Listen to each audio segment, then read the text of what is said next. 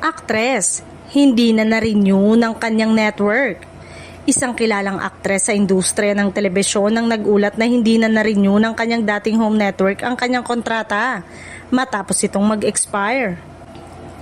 Ayon sa mga insiders na nakakaalam sa sitwasyon, ang ganitong klaseng pangyayari ay hindi bago sa showbiz, kung saan ang mga artista ay minsang nakakaranas ng pagbabago pagwakas ng kontrata dahil sa mga estratehiyang pang-network o pagbabago sa proyekto.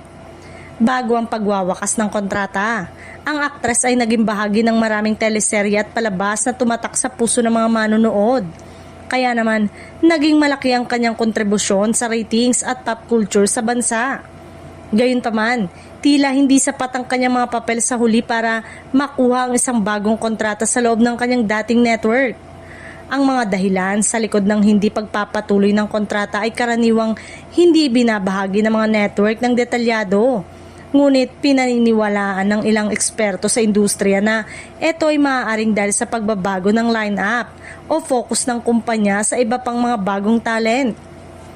Matapos ang pag-expire ng kontrata, ang aktres ay nananatiling positibo at bukas sa mga bagong oportunidad sa kabila ng freelancing at paglapit sa ibang mga production companies o network. Ito ay isang karaniwang hakbang para sa mga artista na gustong palawakin ang kanilang karir o sumubok ng ibang genre o role sa pelikula at telebisyon.